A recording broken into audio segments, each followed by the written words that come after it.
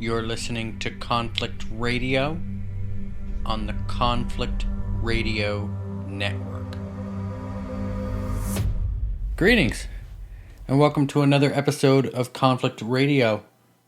We've got a pretty good show out today, Monday, June 15th. It is the afternoon, and the show is going good. This is a great show. You guys are going to love it. We've got Jared Murphy coming on. He's the author of It's Not Aliens, Worse, It's Us, Discovering Our Lost History.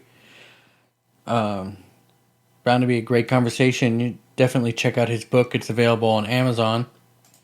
His YouTube channel is called Not Aliens, N-O-T, Aliens. It's got the cover of the book as the profile picture. And it's available on YouTube. And the book, Not Aliens, Worse, It's Us, Discovering Our Lost History. This new book dives into the real possibilities that a highly advanced human society in ancient times survived a massive catastrophe. The evidence is being found by researchers around the world, from advanced engineered ancient soils and buildings to our very genes, are telling a different story than taught in school. This is what it says on his channel. This channel will explore the evidences, researchers, and the author's finds on expeditions and past discoveries about our true past. There is a high likelihood of misidentified humans as aliens living amongst us or on this planet.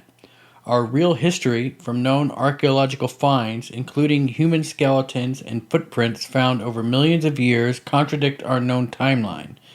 It says videos will be posted that will help us all discern our true past.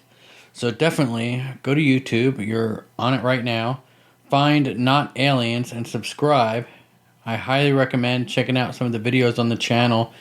Go ahead and get this book. To be completely honest, it's one of the most interesting books all in all together, with illustrations and maps and pictures and everything that you need to delve with him into this world of the lost history or hidden history of what's going on. It's really interesting. I recommend checking it out. Definitely, give us a thumbs up and subscribe to Conflict Radio Network. This is Conflict Radio. We're not going to get much into the news or anything because, quite frankly, everything is going to crap. I don't know. What's going on? Everything's going crazy. Every time you turn around, it's another one major catastrophic event after another on the news, or at least that's what it's being portrayed to be.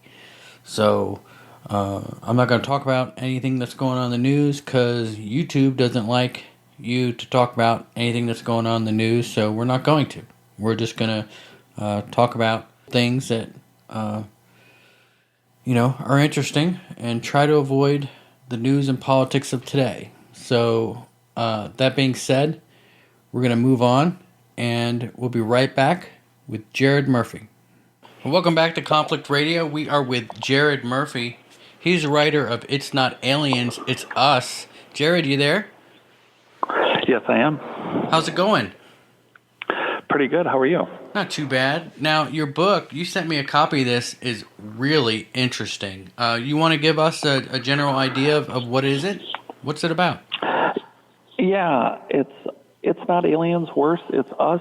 Discovering Our Lost History is about the amount of technology and genetic information that archaeologists and alternative researchers have found over the last few years that really finally have given us a big enough frame to know that a much more advanced human society was here on the planet prior to our iPads and Androids and cell phones and laptops, and that there's a good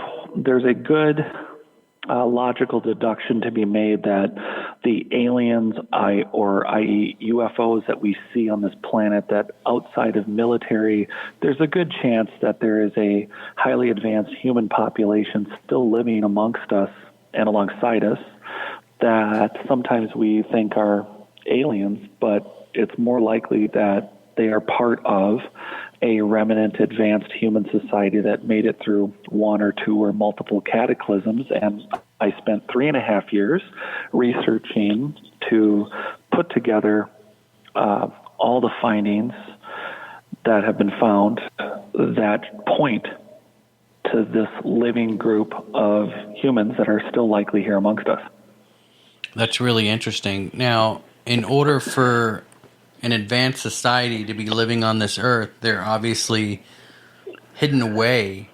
Where do you think they're hidden away? Do you have any ideas where they might be hidden away? Or yeah, and this is where it crosses over into the UFO area, which is everywhere. There have been too many sightings, too many credible, smart, calm, not alien hunter people who have been exposed to UFOs around the planet.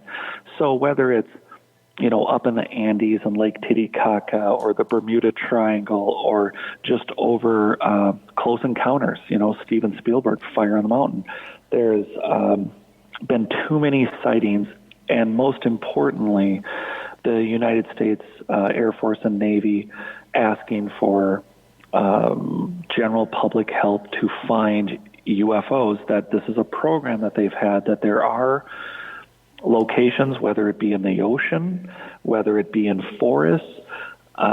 There are so many places that a human population right now can be that we don't visit, that we don't go to.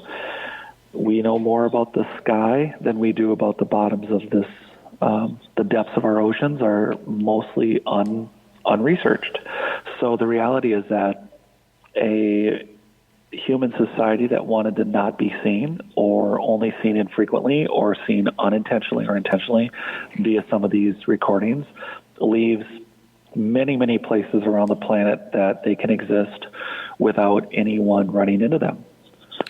do you think that they would have some sort of population control going on? Like, say, for instance, I guess there's rumors of an underground, a huge UFO underground base off the coast of California, and I have actually heard rumors that there's you could actually, the U.S. Navy could actually take a submarine and go in a huge tunnel under that goes underneath the continental U.S., and they can drive the submarine pretty much all the way underneath Colorado. Oh, wow! I mean, I've seen videos of underground, the tunnel network system that travels through the U.S. I have seen video. I've also had personal accounts given to me by people who have security clearances that I can't reveal, but they are. I've actually been surprised at the amount of underground networks that are around. From a submarine standpoint, that would be not one that I've heard, but the amount of modern networking done by our military and others around the world, that goes without saying. But that base out of California, I have heard that is a frequented location where they've been seen. And that's just a great example. It's a great example of how easily it would be for them to be close to us and for us to not be able to do anything. Yeah. So about their own population control, what do you think? Do you think they're trying to? Do you think that they're? I mean, if they could, do you think they live maybe a lot longer than we do, and they're just not populating that much? The real question, is it possible that they are genetically able to modify, repair, or manage the human body better than us? I think that's true. Are they able to? Are they reproducing as much? I'm actually wouldn't be surprised at the significant level of their population. Whether they've left, the question is, are they capable, and have they already settled off world? That's a whole separate subject. Have they actually left? One of the things that actually, this is interesting that you bring that up, because this actually doesn't always get brought up. There was the stories of the Black Knight satellite, which was supposed to be a ancient satellite that is in orbit around the planet, and that it's tens of thousands of years old, and then of course NASA, the conspiracy side of it is that, oh, it's just a space blanket. It's a series of internet mythologies, urban legends that have been put together, and that there isn't actually a Black Knight satellite. That looks to be, after some research, to probably be true. However, I was able to get some FaceTime with Eric von Daniken a couple years ago, who discussed specifically 6 other satellites that were known to him and his research, and the idea that they were orbiting around the planet in ways that our satellites don't, following a north-south equator. There's a chance that a human population that was more advanced could not only be underwater, offshore bases, in woods and wetlands or other areas that are just not frequented, but off-world, and having already been here for tens of thousands of years, there's a good chance that there are satellites. I know there was a signal that was detected. So this satellite network may not only be ancient and still or dormant or functioning around our planet that may be ancient satellites. It doesn't occur that some of the signals that we hear about that are coming back specifically directed towards us may be ancient, already sent out satellites. That's really interesting. And they're still up there flying around. They're watching us. Yeah, they either are actually active or they could be deploying new ones, but they're traveling. Like the theory on the Black Knight was that it was traveling at a height and a direction that satellites generally have a lopsided tour around the equator. They don't cycle around the planet north to south. And one of the theories was that, well, if it's so many hundreds of miles further up in the atmosphere than other satellites, and that if it's going north-south, it's running on fuel and technology that is unknown to us. But if it's not that specific satellite, there's absolutely no reason that they either wouldn't continue to maintain, or at this point, the reasons they would have satellites up would be entirely different than ours, like their mapping of the planet, or watching or observing the human population at our level. And like you said, genetically, if you're going to travel through space, this is something that there's been a lot of discussions about bone loss on an astronaut and atrophy and conditions of muscles. So would it make more sense that if you've been on the planet a really long time, and we have genetic evidence to this, is that an ancient human population may have been early to adapt, just like you would go for plastic surgery or Botox now, because of our current pandemic, there's drive-through Botox. Well, what if there was, hey, I'm about to take a 0-point turn UFO, which we have spotted. Many people have witnessed 0-point turned UFOs in flight in the air. And what if being gray, translucent, and smaller was because it's easier on the body to do a 0-point turn? And what if those big black eyes for your average gray or white, the classic maybe alien, is really just a human body modification? Because even now neurologists have proven that the human skin has unknown abilities to see infrared lighting. What if for you to have an on-screen display in your own mind, or thought control, visual control, having a different eye structure, having a different body structure, it's not a matter of evolution. It's a matter of designing your body as an in-flight suit for its function. And if you're doing 0-point turns, maybe being, blonde-haired and 6'4" or 2 or something is not appropriate for that kind of travel. So it's easy, I think, because we have this post-flood narrative to say, well, we've never been more advanced than we are now. Look at all of our ancient structures, but, oh, gosh, there's a whole bunch of things that don't make sense. And then, oh, well, we have these stories of the Sumerians and Anunnaki, and then we'll look at their myths. And then what we've done is we keep looking at our past through this lens of what we've learned in the last maybe 50, 60 years through our what you'd call modern whether it's sci-fi literature or In Search of with Leonard Nimoy or Carl, looking at like a cosmos or nova, or just we have this paradigm that, well, they must be from somewhere else and they're in a flying saucer, so that means alien to the planet, alien to our genetics, alien to our understanding, what we once were. Yeah, right, and just our understanding.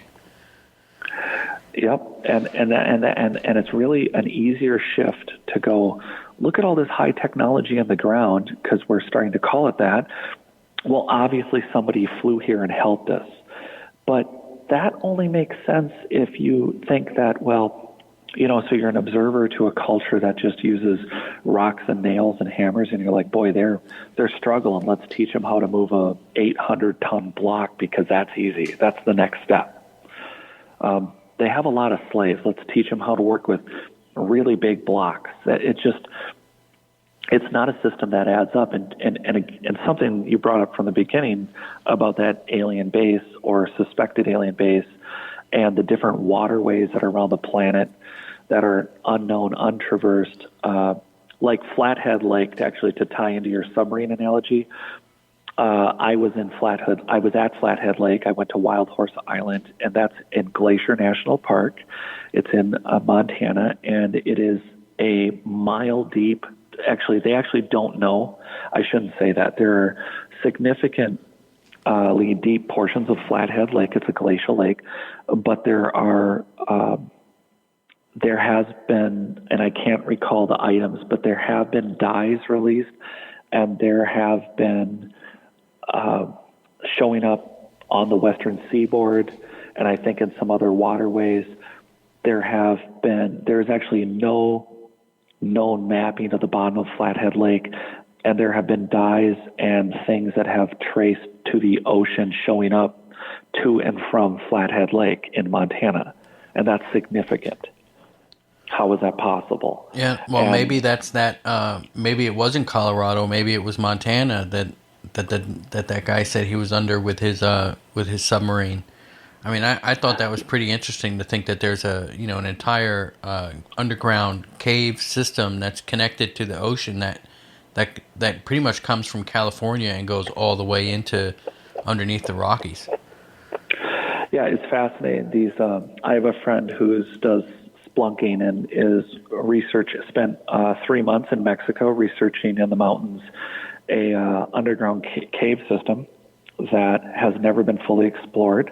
It has massive cathedral-like rooms, and then it goes between above water, below water, and they did a 3-month project with a group of international researchers to try to map the extent of this system. And on one hand, we look at some of these systems around the world and we say, okay, well, this is natural and this isn't. And then we have rock-cut ruins, which is the focus of my next book. And the issue is, like for instance, let me give you a specific example of catacombs. We frequently think that catacombs are something that is used to store the dead.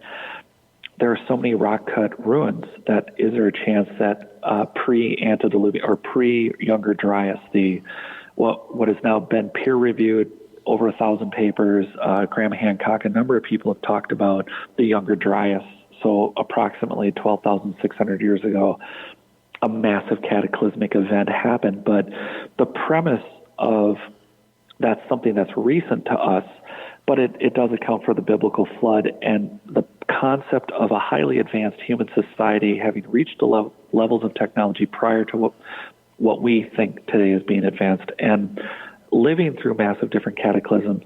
How long were they underground? How long did they sleep communally?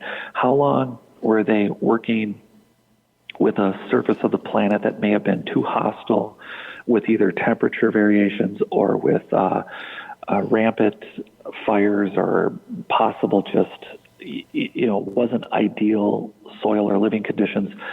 And how many of these underground tunnels, caves, waterways are natural, and how many of them are actually been cut intentionally? And are we seeing modern governments and the technology they're finding and mimicking or using, like my publisher, Olaf Phillips from Anomalies?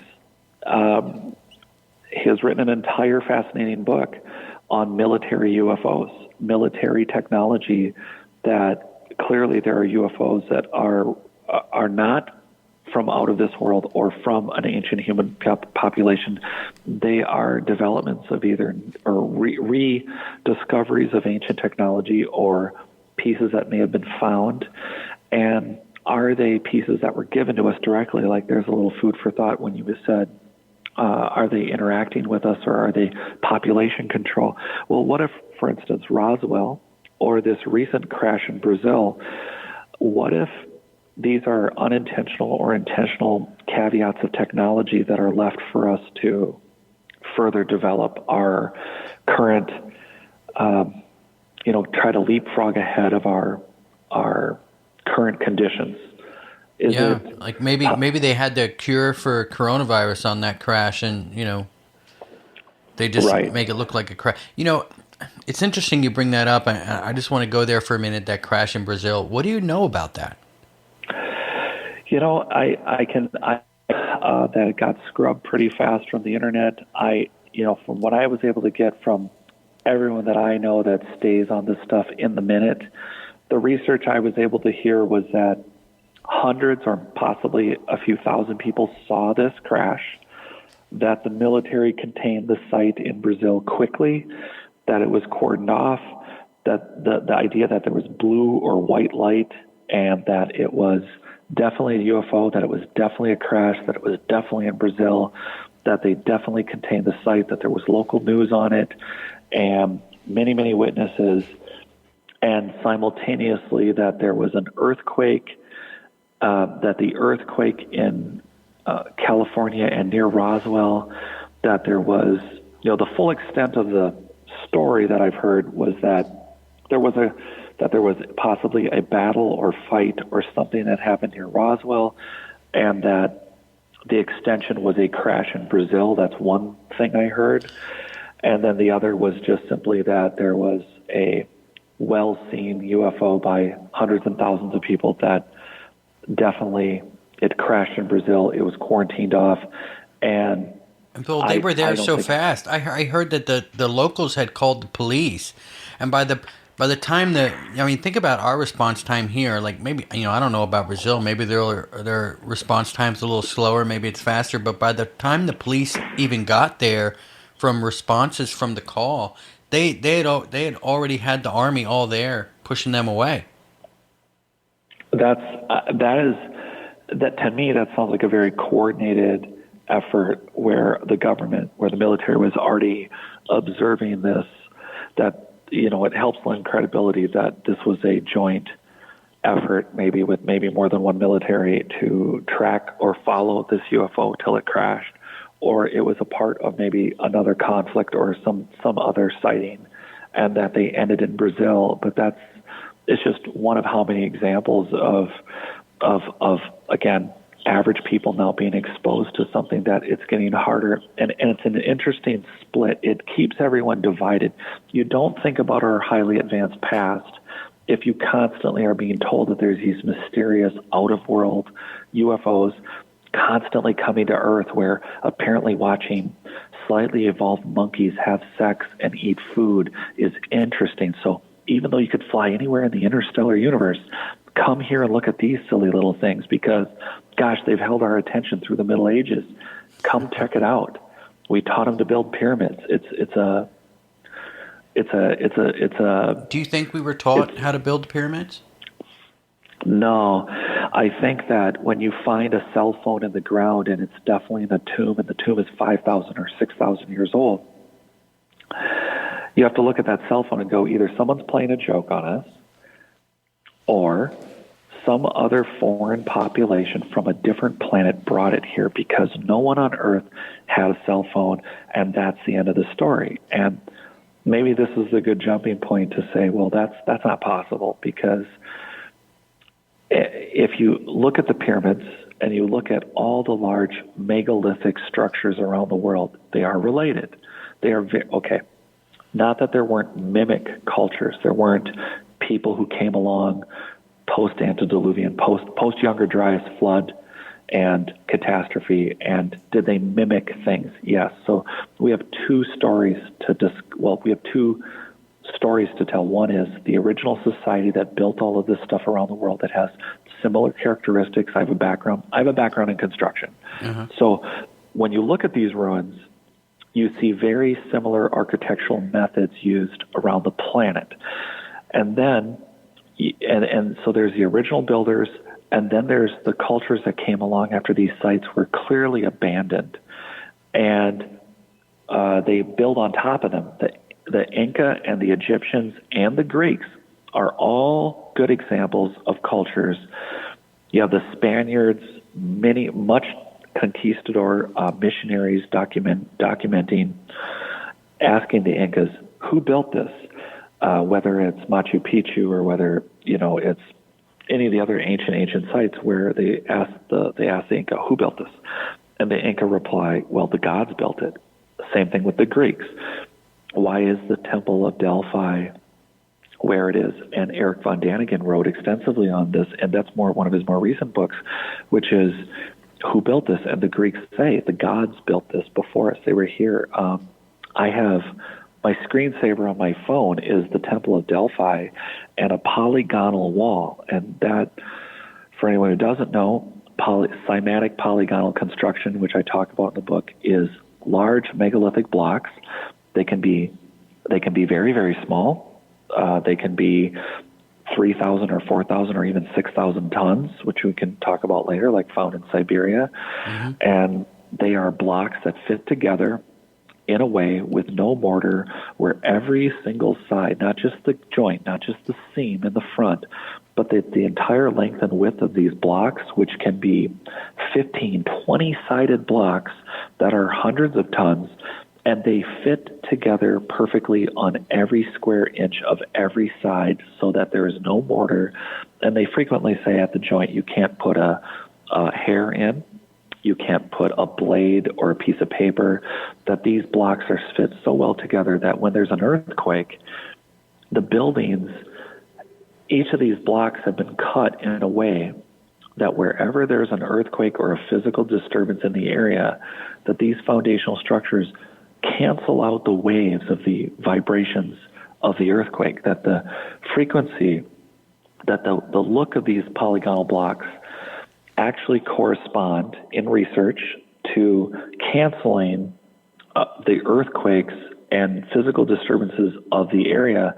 But that's not the only thing they would do. They connect, whether it's near the Inca, the Mayans, the Egyptians, Eastern culture, these polygonal constructions, which are frequently out of high quartz, which is used for communication and for computers, high hardness. So the cultures identified, whether the Inca, the Egyptians, or the Mayans, are using stones that are much, much harder than the tools that they had in the time period. So there's no way, the equivalent, I like what Brian Forrester says, that it would be like a butter knife cutting a tree down. These people that are being credited are much more recent disaster recovered tribes and cultures that have floated in to very large advanced constructions that are controlling earthquake technology. That would be interesting if it was just one technology in these cymatic polygonal stones. And cymatics is the term that was given to frequency and waves by Hans Jenny, an Austrian researcher. He's passed on now in his book Cymatics in the 60s, showcases how different frequencies in our mind, it's a little elementary, but putting salt or sand on a large sheet plate that then is vibrated from below by a speaker with different frequencies creates different patterns. And that's called cymatics. And when we look at these polygonal walls, you have different patterns, and they're different because the average archaeologist said, well, the reason the Inca built with so many sides and so many different shapes is because they would go out and find a stone that looked like it would be the next best shape to fit in that wall and then sand it down and make it fit in that space. But that's ridiculous when the shape of each stone, and its corresponding connections are perfect, not for like a few inches, but for feet by feet by feet. And again, tying back into, again, if you found this cell phone, and if it was really in a tomb that no one's ever opened and it's 5,000 years old, to say, well, obviously somebody dropped them off a cell phone, that would make sense. But it looks more like the technology that we find is technology that is from maybe thousands of years of advancement. And maybe, like we've discovered flash drives and memory sticks and quantum computing and things we've done recently, they tie to the last 100 years of research, but we built up to that. We had the Industrial Revolution, but how many times have we already done it? And that question ties to our age. And one of the best people to speak to on it, who spent a decade doing research, was Michael Cramo of Forbidden Archaeology. That book is a seminal work about collecting paleoanthropological and archaeological research that showed that even a couple hundred years ago, in the last 150, 140, 120 years, that modern researchers, even when they were developing, which is still the theory of evolution, that we were finding anatomically correct humans. And this ties to how long could we have been here. They found at Tabletop Mountain in America, the Red Crag in France, in Europe, they have found human anatomically correct, as in not humans that look like Neanderthal or Denisovans, but modern anatomically correct humans were found in layers of slate, layers in clay, all around the world, that show that we've been here for 6 million, 60 million, 120 million, and older, because there were footprints even found in rock that wasn't rock, it was sand. And you have dinosaur prints, and you have even the Rockefeller Foundation looked at a boot print that looks to be over 100, maybe 200 million years old. It was stitching, and almost nothing would survive of the human record of that time frame. But we found enough bones, enough fragments to say we've been here possibly since the planet was terraformable. Do you think that? Can you hear me? Okay, I hope I didn't. Oh, no, not at all. Yeah, everything's good. Okay. Do you think that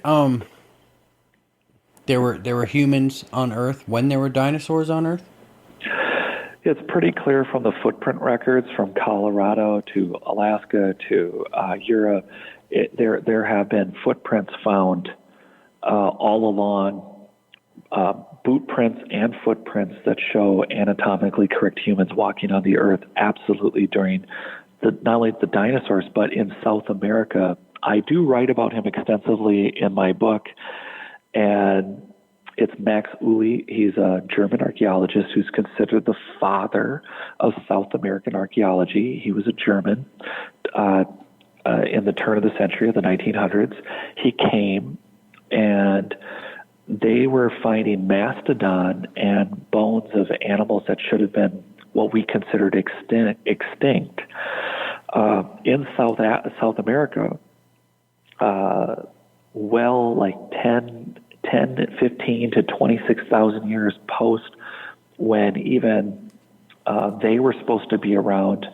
And then I can't cite the name of it yet, but right now, but there were triceratops and dinosaur tissue found. And there's no evidence on Earth of tissue surviving from ancient creatures beyond tens of thousands of years. That's an incredibly rare find. But there was T-Rex and I'd have to get you the specifics on that, but that is well documented outside of, like, Daily Mail is one resource I can think of. Ancient Origins was another, but there were articles in the last few years of tissue samples, and one of the arguments is, well, how old can dinosaurs be? So part of the argument is, what happens if you have a world where even tens of thousands, within the last 20 or 30,000 years, you have tissue of animals that should have been extinct for millions of years, but you also have dinosaurs walking alongside humans in either a domesticated or a simultaneous fashion, foot by foot, within sand that has now become stone, and you have human footprints that are not collapsed. They're not Neanderthals. They're not cavemen. They're just people walking in the sand with dinosaurs, and that's something that you either, again, have to ignore or you have to address.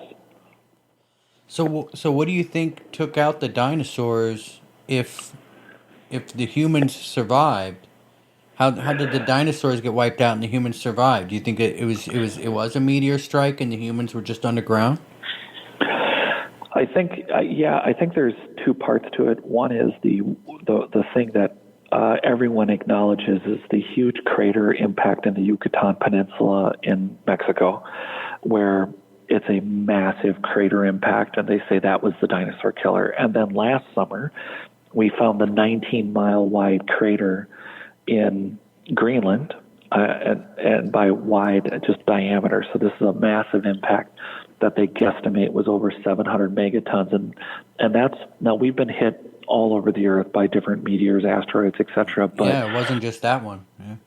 Right. So the question is, they say the Younger Dryas. They say that possibly the Greenland impact. It's kind of like searching. I'm going to bring it up, but it's kind of like searching for the idea of Atlantis. It's like every time something's found in our water, it's we found Atlantis, and every time we find a new meteor impact, it's, well, this was the dinosaur killer. This one did it, and so now you have this impact crater in Greenland under the ice sheet at 19 miles in diameter, and it could be as young as 12 or 16,000 years. But I know they've taken some core samples, but gosh, they just found it, or at least it's been made news, but it's not something that I don't think we've done enough research to say, well, is it as young as what could have caused the Younger Dryas?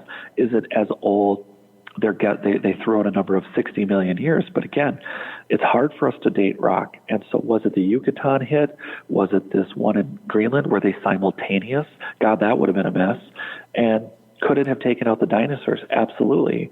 But it ties us back to an overall subject, which is, if we found anatomically correct humans, and Michael Cramo's not coming up with a theory. He has this, I mean, Forbidden Archaeology is entirely about actual noted finds.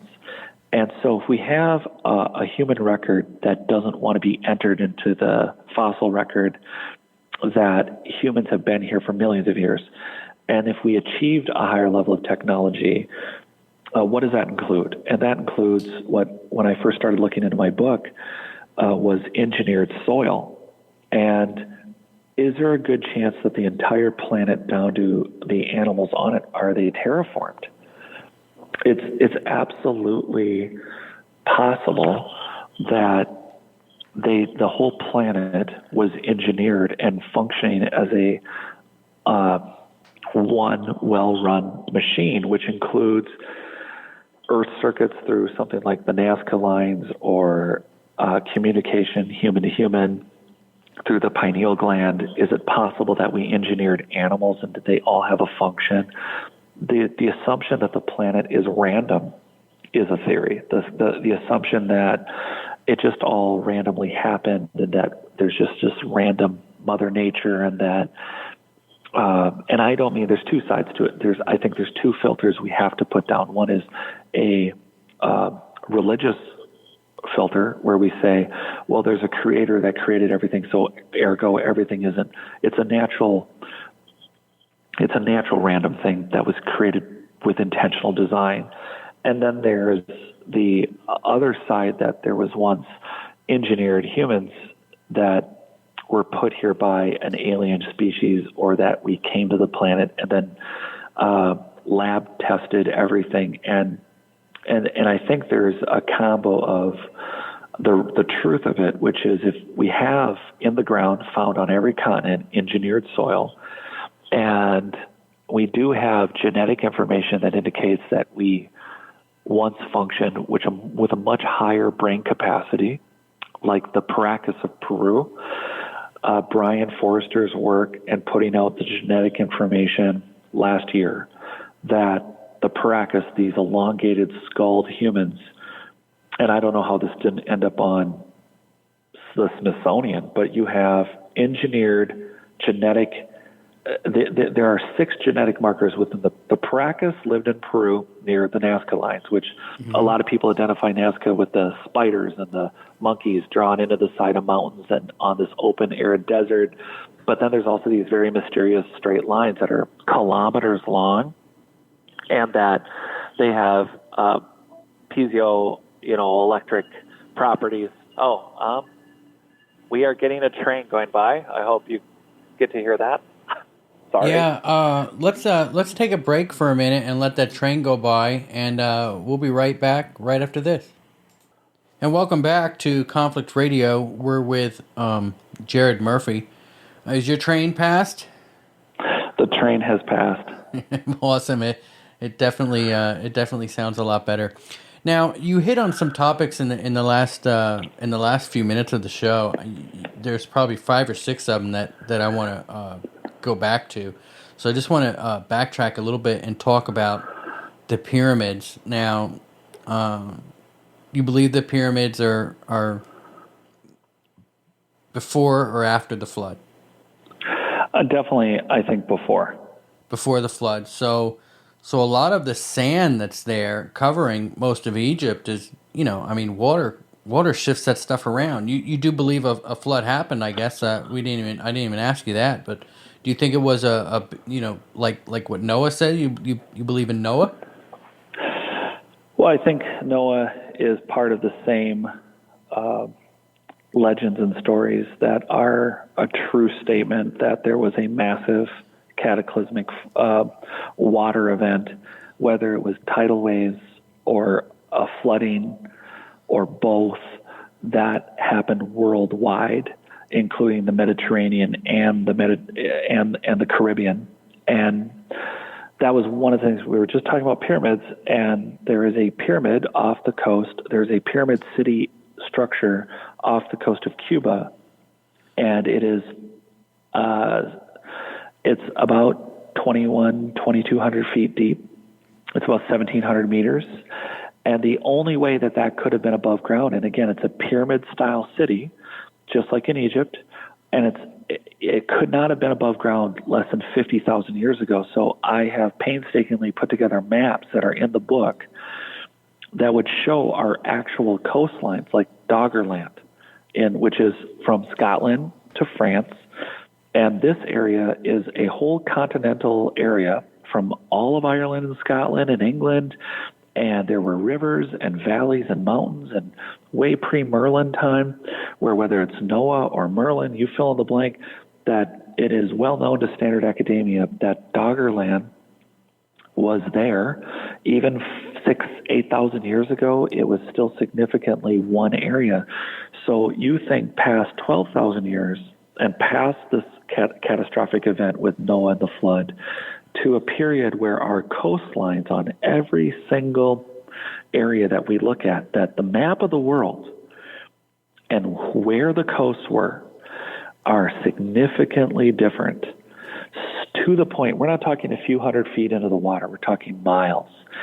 And for this city in Cuba, which is very pyramid-like and very similar to the Great Pyramids, to be above water, it's not like they built it 50,000 years ago and said, good, we're in time for the next catastrophe. They built it to be a part of a worldwide culture that included the pyramids in Egypt, that include the pyramids that are in China and Japan and Italy and France. There are pyramids all over the earth that are not just mimic pyramids that are built by cultures that came post-flood who saw, well, this is how the gods built, this is how we have to build.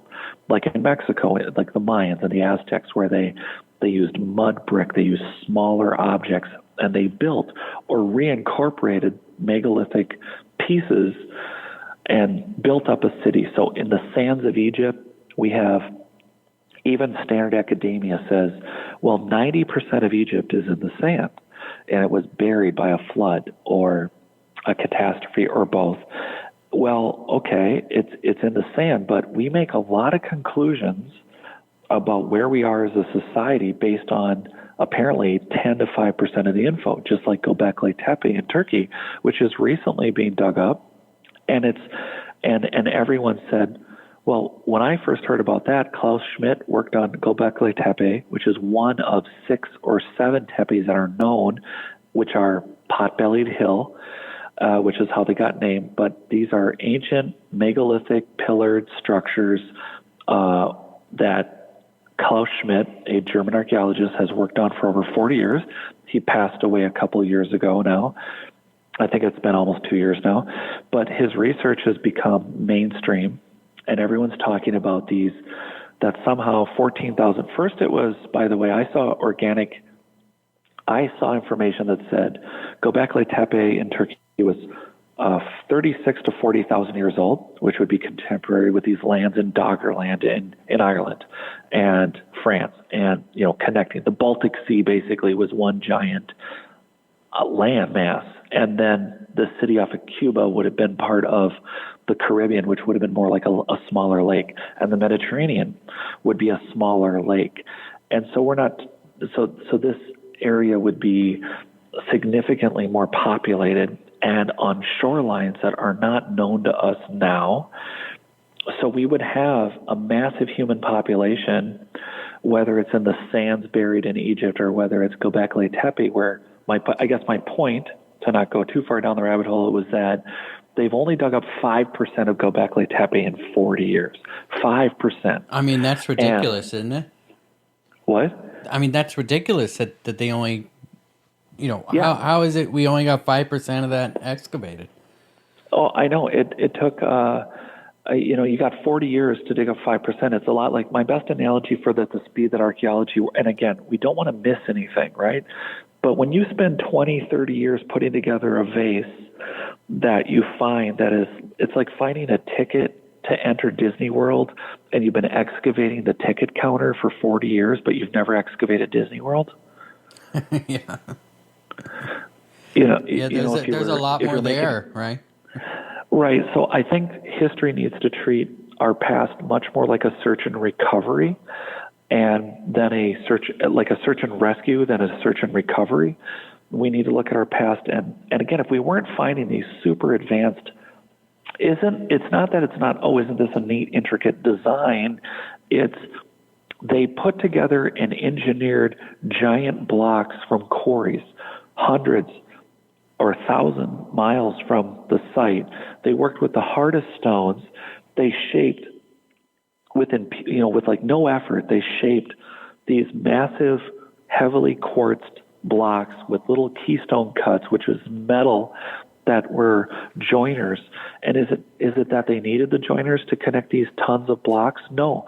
But are they related possibly to electric properties, that these high quartz connective blocks with waves and frequencies designed into the structures to not just cancel waves and frequencies, were they there to connect waves and frequencies of desired waves and frequencies, so that the ground itself, this engineered soil that's found all over the earth, it was not only for growing and filtering heavy chemicals and filtering carbon dioxide, and this is proven that these engineered soils could do heavy metals, fertilizers, has, again, electric properties for communication, could all of it flow through buildings and connect each other in ways that we are only starting to rediscover. And you can't not have archaeologists be careful and meticulous. But when you are at the entry gate or spending years dusting off a mud brick wall that's on top of a much older culture that is much more advanced over and over, no matter who the historian or the alternative researcher is, or Flinders Petrie of the 1800s finding bores of all over Egypt. They find these bore cuts of what looks like when they look at what I mean is there's rose granite, basalt, andesites, heavily, things that the dynastic Egyptians, the things, like the pharaohs, think Noah, pre-Noah, pre-pharaohs, but think of the pharaohs working with copper tools. Flinders Petrie is a mainstream archaeologist that's considered one of the great fathers of Egypt and of archaeology. And as he's in Egypt and he's looking around, he's finding these bore cuts of what appears to be long, like they were boring out these really hard stones with machines that could bore at a rate that was well beyond anything Flinders Petrie and the Industrial Revolution knew. So we're talking 500 times. Right now, if you get a granite countertop, you are getting it polished and done. But these bores that were going through these ancient structures in stones that are way beyond what dynastic Egyptians could have cut with, these are bore bits and revolutions that are 500 times beyond modern drilling equipment. And Flinders Petrie, a mainstream archaeologist of the 1800s, has notes that we've been talking about now a lot more recently in different shows and on TV, showing that this is not possible. We can't do this. And there was now I know there's always two sides to this, and there was a BBC special that said, oh, yeah, we can do this. Well, they were a little deceptive in their presentation in that the boring has a continuous revolution, but they photographed it at a very nefarious angle that showed that you can create a similar bore mark. The ancient people they dipped sand, basically kind of like a Boy Scout or a Girl Scout starting a fire, by spinning a rod back and forth, that you could pour water and sand, and that you could have an abrasive dig or vibrate the hole. The problem that Flinders Petrie, who was meticulous in his documentation and was aware of course, everything in new technologies of the Industrial Revolution, but he very specifically noted through microscopic evidence, you could just look through a microscope and see that these were continuous revolutions, and these are not just like 6 inches deep. We're talking, say you were in a building and you wanted a pipe or electrical conduit to go through stone. There are pieces that are 3 feet, 4 feet, 5 feet, 8 feet, and then some of them are broken, so we don't even know how long and how far they could drill, which is so beyond modern drilling capability. And these kind of borings, some of them are larger than 12 inches, are found in the Andes in South America. They're found in Egypt. They're found in Cambodia. And again, same elements: polygonal construction, a cymatic polygonal, so things that can mute or cancel earthquakes. They're found on every continent. Keystone cuts found on every continent. And we have engineered soil. Super important. We're not just talking better potting soil. Now let's stop right there for a second, and you've mentioned the soil a lot, and I want to go into that just a little bit and describe what that is. Sure. Around Terra Preta, it's Portuguese. It's just their term for black earth. Archaeologists about 100 years ago found, with a lot of pottery shards in it, back to our 20 years on a vase deal, up to, frequently in the places they found it, up to over 20 feet, like 3 meters thick. They found what appeared to be a tilled soil. And what's interesting about Terra Preta and being found in the Amazon is the Amazon's considered a wet desert because it's difficult to grow anything in that area, and a lot of what we considered native, unused ground, even in the 90s, as deforestation of the rainforest is happening for logging and for farming. A lot of times they're clearing them just for farming. And so what they found were large imprints of city structures. And, well, that didn't make any sense because the rainforest was supposed to be this native area that, just like whether it's Turkey or Egypt or anywhere, or in North America, there was tribes, there was smaller villages, but there weren't supposed to be settlements. And this Terra Preta, if you burn, whether, say you want to grow apples, you would burn maybe corn or wheat, or you can burn different plants just like you create a compost pile, that if you add or specify a particular grass or plant, you can create what's called biochar. And biochar is part of Terra Preta, which is the name given to this engineered soil that in these areas around the Amazon River, they were finding what is specifically engineered soil. And yes, we have modern engineered soil, but what they were finding was a soil that had dense nutrient content way beyond what you would do for fertilizer today with, your average, modern fertilizer for a potting soil for you to go grab at a Home Depot or a Lowe's or something. Yeah. But highly nutritious, very rich, but also it could filter heavy metals and it could filter carbon dioxide. And what got fascinating was as they were doing this research about finding and conferring with conquistador and early, we're talking way back to the 1500s, the very earliest accounts of cities up and down the Amazon, that there were tens of thousands of people. And right away in Europe, and even to this day, archaeologists, paleoanthropologists, there are people who say, well, the writers, some of them, they exaggerated the populations of South America. That really one famous archaeologist, well, and here's the problem, we get very specific between the Western and the Eastern world. You have a Latin American archaeologist saying that the dirty little secret, or one of the comments made, is that Latin America, in quotes, and I wrote about it in the book, is Latin America is where civilizations went to die. That the Incas, the Mayans, the Olmecs, the societies that were there came down through a land bridge, that they populated all of South America in a few thousand years, and they did it all post-flood. A land bridge from where to where?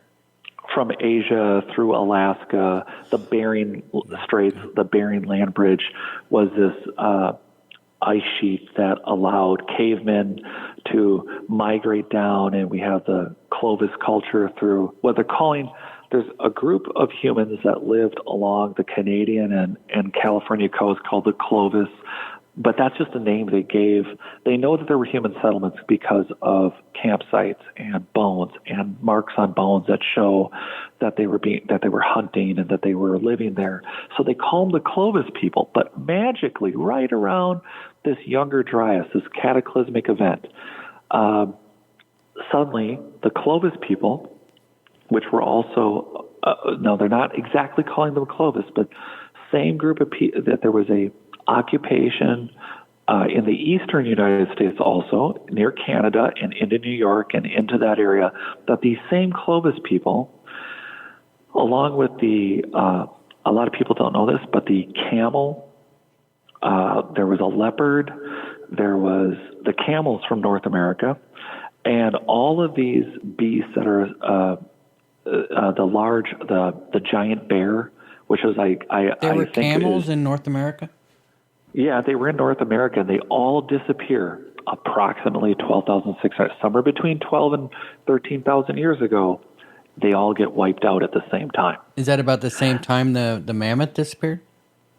Yeah, so then because there's evidence of the mammoth or the mastodon being in existence in South America longer, and that's Max Uli and these early 1900 paleoanthropologists finding bones of animals that were supposed to be extinct. And so were they managed by cultures? That's like a whole other great rabbit hole of how was it that some of these cultures were managing these animals beyond.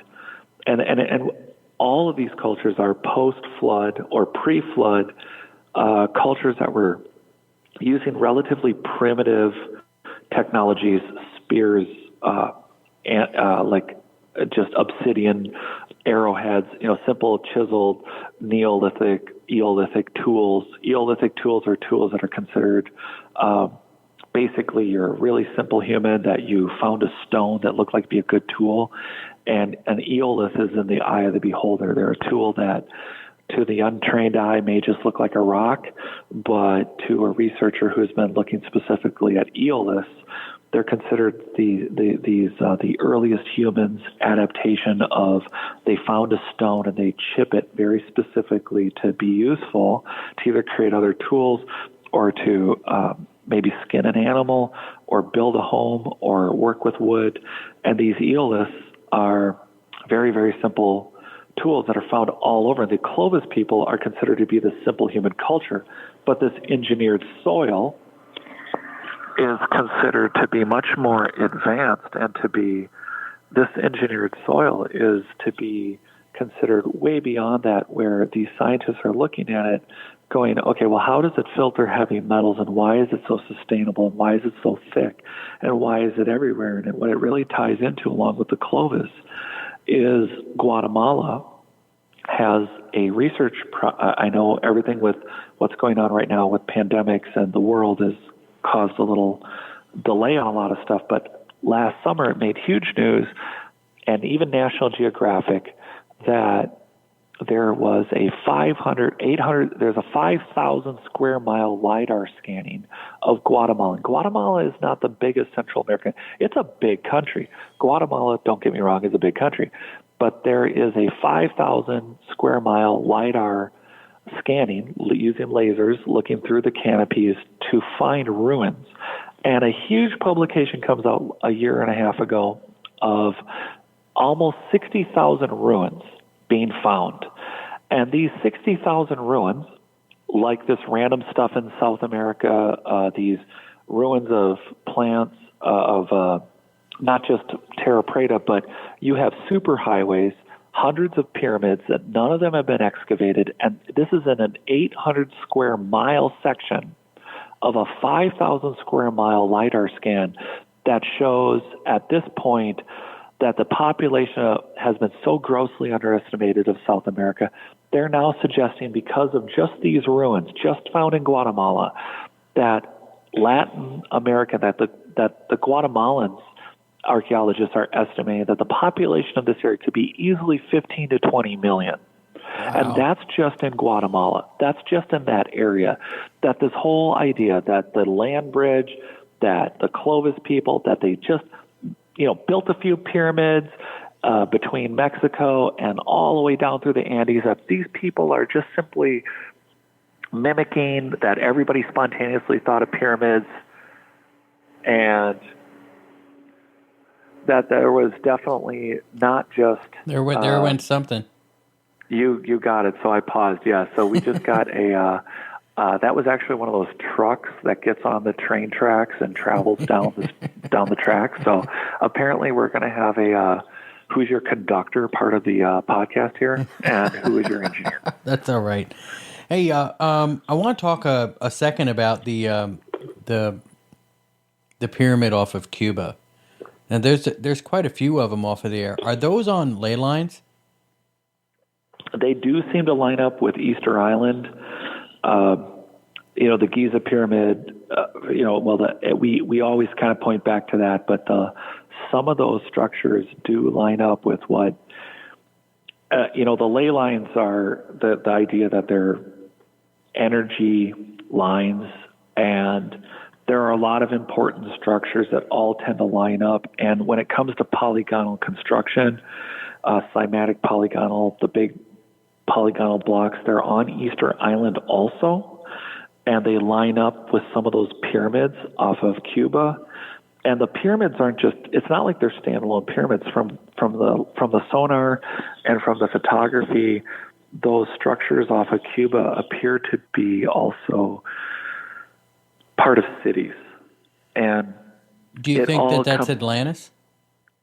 Yeah, and that's where, and when it comes to Atlantis, we dial it all the way back from a story. Plato heard a story that heard it from a Greek who heard it from the Egyptians about, you Greeks are old. You don't know how you're young now, but you do not know how old you really were. and they go on to tell the story of Atlantis. And I will say, I do think Jimmy from Bright Insight, I think he nailed it with the Eye of Africa and the known world. I think Atlantis, the concept of it being a highly advanced society, that's what's being missed in the translation. And I think I grew up in a time period where I'm watching I love sci-fi and I love Indiana Jones, and the idea that there's just this one advanced city in ancient times is more of it's more of it's another folk story of what's the real city of Atlantis, what was it, and then what's the truth in it, which is that there was a time where there was a much more advanced human society, and it represents more of a worldwide culture or waters rising. But the actual story of Atlantis, I guess I will say that I think it was like 9 months ago. I think the Eye of Africa, that the rings, that the geological site, it's called the Eye of Africa. Everybody can look it up. You can just Google Eye of Africa, and the concentric rings, the locations of the mountains, the description given, and I think that's also what's really important, is that there are many actual facts within ancient post-flood societies, whether it's the Greeks, Sumer, or the Sumerians, or the Egyptians, or very importantly, Eastern societies, the Harappan, or the in Japan, they're finding megalithic structures, and they're finding neoliths and eoliths and tools. Again, we're always finding modern humans and ancient things all across the globe, but the idea that Atlantis was a single location described by the Greeks, heard from the Egyptians, it appears that the Eye of Africa has the concentric rings. I think there's truth in some of these. What I was getting to is I think that whether it's Plato or the ancient Egyptians, I don't think they did not know when what they were describing. And in this case, the Eye of Africa, there have been sea creatures, there have been elephants, there was elephants in Atlantis. The descriptions really nail it based on the Greeks' known world. The map of the world that was known to the Greeks truly seems to point to the Eye of Africa as that location of the specific legend. Now, what people don't want to, yes, the Eye of Africa is at a sea elevation, but the problem is that there could have been plate tectonic shifts that do account not for what's off the coast of Cuba, off the western coast of Cuba, where those pyramids, those cities are, the ones that I was specifically speaking of.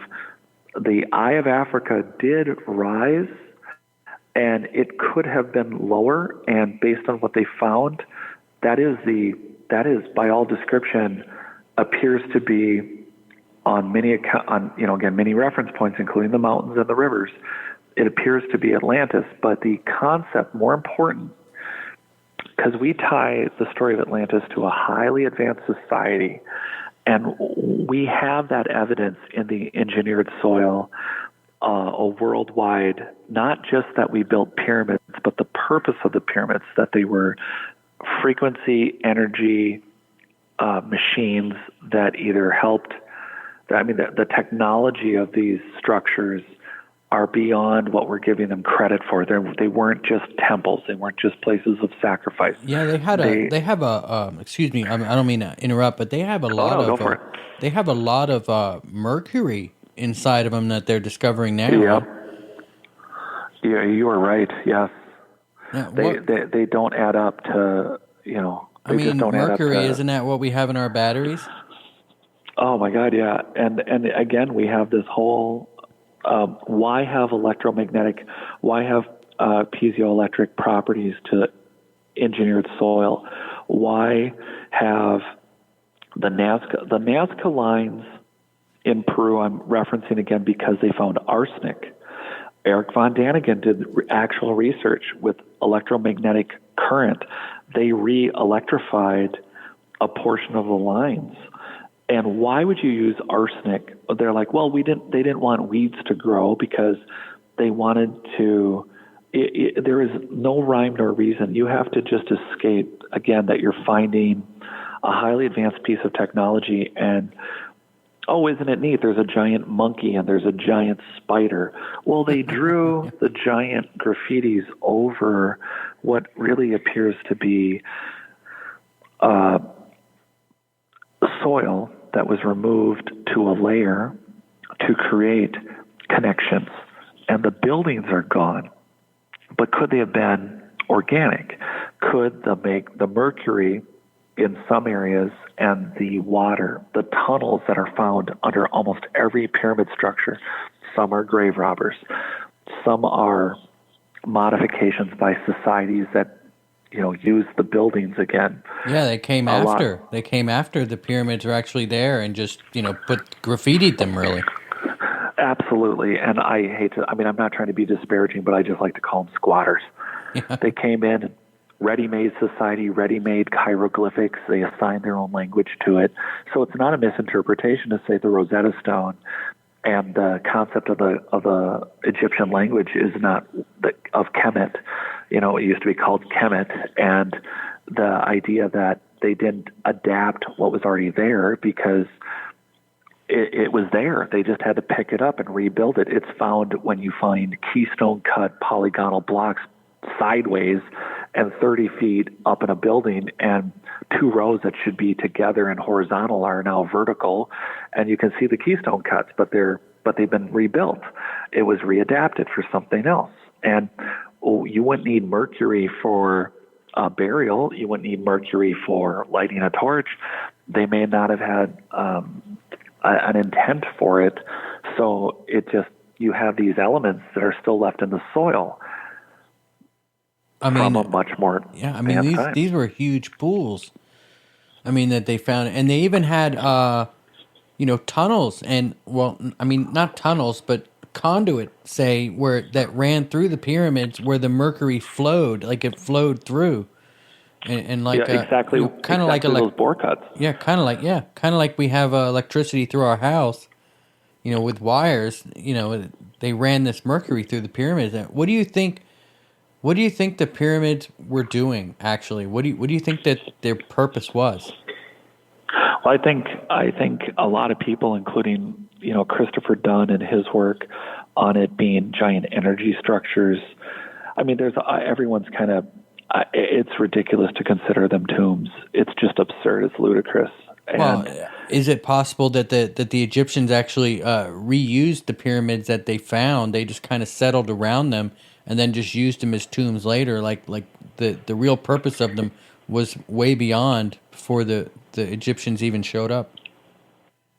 Absolutely, I think they reused them. But energy structures, frequency energy generators, they show the pyramids. Like, let's just Menkaure and the Great Pyramid.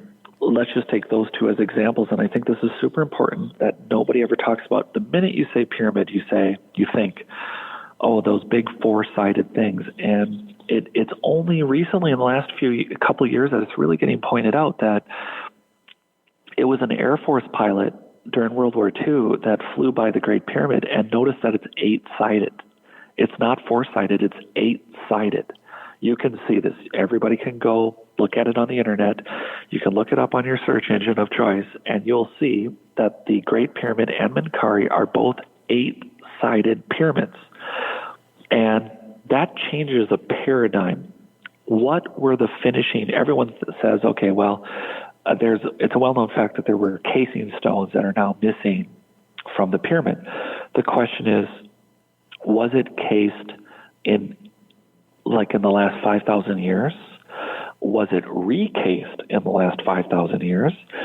Now, there is some evidence based on the casing stones that are left that they are truly original, that the casing stones date back to the tens of thousands of years of the age of what I think may have been the pyramid builders, and again, it's how long were they here? That's not a question I think I can answer. And we all have to be open to just, this is what we see, this is what we all have to be open that the theories are theories, that they're not something to be indoctrinated, that we need to be open to what we're really looking at. And what we're looking at are giant energy frequency wave machines that are either used for energy creation, communication, water filtration, possibly other technologies. But on that casing stones, we are not looking at what may have been the final layer. They could be metal, they could be wood, they could be a artificial layer, and there are knobs all over the pyramids. Not only are there geopolymers in Dr. Joseph David Ovitz, the founder and creator of Geopolymers and Geopolymer Institute. We have concrete floors, but geopolymers are the fibers and the other complex components that go into concrete now that make it stronger or being able to be laid underwater. Geopolymers are these additives that were developed by Dr. Joseph David Ovitz early in the 70s and became something that was found through research on the Great Pyramid and possibly the others. And they represent either patches or, again, showing that in ancient times that the Great Pyramids, between the Mercury, the water, the tunnels, and not the current tunnels, not the new stuff, like you said, there's grave robbers, there's adaptations by society. I mean, look, 5,000 years of adaptations is a lot of adaptation. Yeah. A lot of repair. And these repairs and these things that Dr.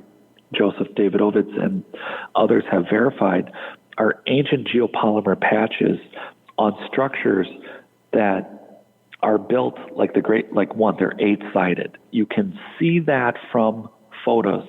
When the sun is setting, were they really cased and ultimately they looked four-sided, or did they ultimately get cased on a finished product and show that they were eight-sided? Were they eight-sided for just looks, or were they eight-sided because they represented very complex machines that had to reflect, absorb, send, receive signals, frequencies, and waves?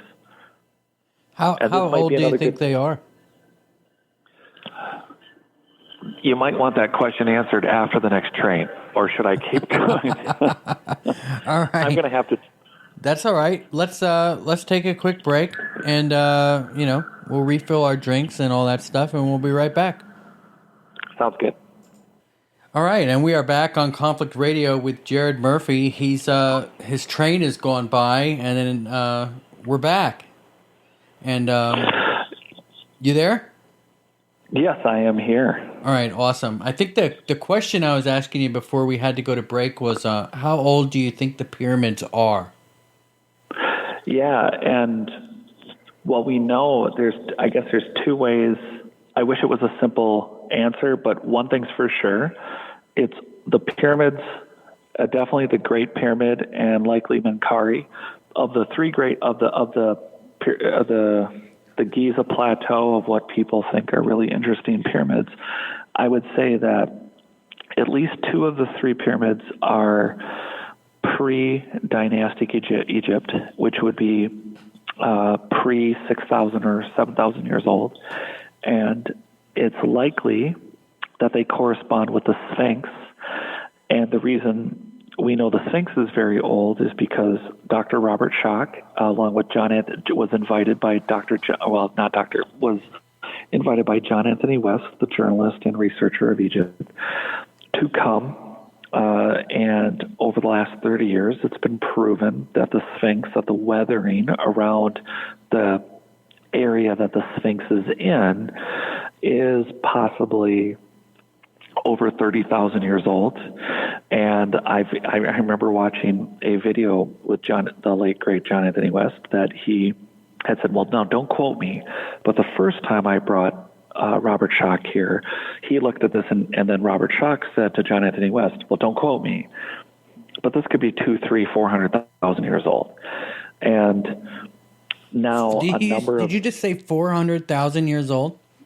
Yeah, he actually said, and this is John Anthony West. Now, mind you, it's John Anthony West, who is quite the storyteller, great lover of Egypt, but he was being videoed at the Sphinx on site, and here we are. And this was in the last few years before his death. And he said, look, he was recounting his time with Dr. Robert Schoch, the geologist.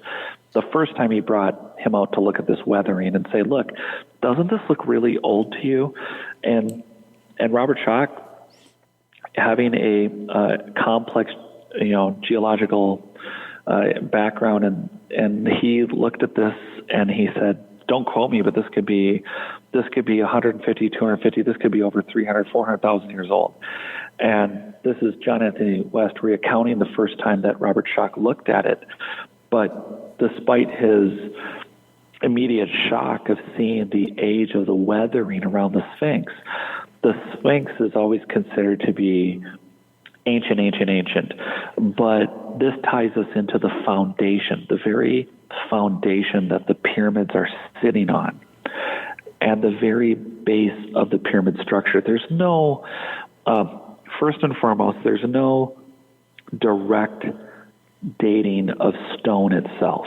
There is no technology we have. There's photoluminescent. There's a methodology that says that if stone is exposed to light and air, and that there is a breakdown, there's a radiocarbon breakdown, but there is no scientific way to break down all stone structures are diagnosed in their age based on secondary elements like water weathering. And the Sphinx, basically think of the Sphinx as sitting possibly in a giant pool of water, and then at the same time, Robert Schoch's view of the weathering and then what happened over the last 25, 30 years were other geologists, not anthropologists, not archaeologists, experts in geology, looked at the weathering around the Sphinx and said, this could be 12 to 15,000 years old. Others thought with torrential rains. North Africa itself, getting back to soil, North Africa itself was considered possibly a tropical paradise even 5,000 or 6,000 years ago. But the tropical rains that may have fallen theoretically 35 or 40,000 years ago said that the Sphinx was exposed to massive weathering between 30 and 40,000 years ago. That was an initial thought. And with the cities off of Cuba and the size and structure of the pyramids with the foundational structure, its complexities, and I'm talking about, again, cymatic polygonal blocks holding the pyramid themselves in place. We're talking about the foundation of the pyramid, not the structure itself, but the foundational structure, which includes soil, engineered soil, which includes not just large blocks, but they connect together in a cymatic polygonal way. They have the very foundation, when you walk around and look at the pyramids themselves, doesn't get a lot of limelight because, again, who wants to talk soil, which is very, very small? The size of these structures and what they sit on is very complex. And so if you take the age of the Sphinx, although the weathering, again, you're talking about structures that were maintained over tens of thousands of years, they would have been hit by meteors, hit by an asteroid, exposed to tidal waves, or flooded. When you look at the world on a 50,000 years ago map, you see that our coastlines and the locations of cities and the locations of other large megalithic structures that are found underwater, going all the way back to when we first started talking about the pyramids being part of a worldwide structure, including that UFO base that's underwater on the west coast of California. Is it possible that that would have been a shoreline? And here we go with the train. We are just having no luck today. I have chosen the worst time to have an interview ever. I am so sorry. That's all right. Let's just take a second. We'll be right back. All right, and the train is once again gone. We're back. That didn't take very long. And where were we? We were right in the middle of discussing the age of the pyramids and John Anthony West and Robert Schoch, and identifying the Sphinx as probably being at least It could be 20 or 30 or 40,000 years old. I know some of the numbers that make standard academia and some alternative researchers happy is to stick with like a 14 to 16,000 year old number. And I think that the pyramid complex, just that small area, the Giza Plateau is many square miles. A lot of people don't know that the whole plateau represents many cities, many areas of ancient Egypt that are popular to go look at. But it's not just the three pyramids like Menkaure, the Great Pyramid of Giza, Khufu. It's not just those three pyramids. It's a whole area, but that specific pyramid area is also on a very large foundation. Again, foundations are not sexy. It's not cool to talk about engineered soil. And the pyramid, the Great Pyramid, is allegedly, based on our measuring abilities, possibly a half inch to an inch off of level. However, we tried to build an astronomical observatory. I think the most accurate one on Earth is in France, and we currently were able to get it with intent. We were able to get this observatory within 3 minutes off of perfect north by north by south for its positioning on the planet. The Great Pyramid, which I know has been gone over many, many times, but the Great Pyramid is 1/60th of a minute off of perfect north by north by south. And that, for a culture just wanting to create a grave, is absurd. That, for a culture that is obsessed with stars that they can see from the ground, is just, again, absurd. Well, not only that, but to have been through so many catastrophes and to have not shifted really too much is pretty impressive, and speaks even for the base underwater. that it's on. Yeah, for it to be structurally underwater and soaked with water, and for a foundational. And I think that's one of the things. So they've talked about some of the blocks that the pyramid is sitting on as being 3,000 or 4,000 tons or 1,200 tons. They say that the blocks, they don't. And this is interesting. They actually do not know. No one's done a true core sample to dig to find out how many blocks the pyramid is really sitting on. And not only blocks, but then when you build a structure today, say you're going to build a home anywhere in America, or anywhere, when you dig out the foundation, and some places, if you live by a beach, you don't have a basement, but you build a foundation, and prior to building it, you have to pre-compact the soil. So if you're going to put a foundational wall below either the freeze line, where I live, there's a freeze line, and that can shift and break up your foundation, and your home falls down. If you're by the beach, you don't have a basement because you'd probably drown in it because the water table is too high. But either way, you're going to put up these 4 walls to your home. And when you dig out where you're going to pour the concrete, you send in a very heavy little machine that looks like it's basically a heavy block that tamps the soil down and compresses it. Now, all constructions before pouring a foundation is supposed to be pre-compacted to 90%. Now, I can tell you right now, a lot of homes are not pre-compacted under the foundation to 90%. But the interesting point now is, based on having engineered black soil for not just growing, but maybe communication electrical properties from Australia to Africa to Canada, down through South America, this engineered soil to Siberia. It's all over the earth. And if you're using it for earthquake control and all these other things and communications, well, if you're building the Great Pyramid and you don't want it to list in any particular direction because you're a society based on the fossil record, based on human footprints, based on human anatomically correct humans being found all over the earth, if you're building a structure that lasts tens of thousands or hundreds of thousands of years, you want it to not move because it has a function, not about identifying star constellations, not because you think the one star constellation in the sky looks like your God. It's because it looks like a structure that is communication and frequency based requires you to have it align with all the other structures in the same grid and pattern around the Earth. You need to have a foundation that's not just pre-compacted, but pre-compacted a very special soil, and then structurally sitting with high quartz, high density stone that also helps either generate or mute not just frequencies and disasters, but possibly for something more complex, like sending communications and frequencies that are necessary for that society.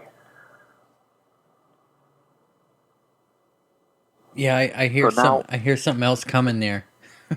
No, let's pretend that's if we were talking right now during our interview, if something just went by for the audience, it may have been a commuter train, because I guess there's still a rush hour during a pandemic.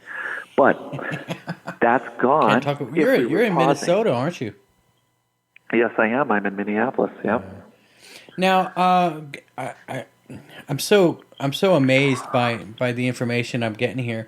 Now, if the pyramids, and let's just say even Stonehenge, it's so old that could what we're seeing today just be the footprint, just the foundation of something much bigger, much greater?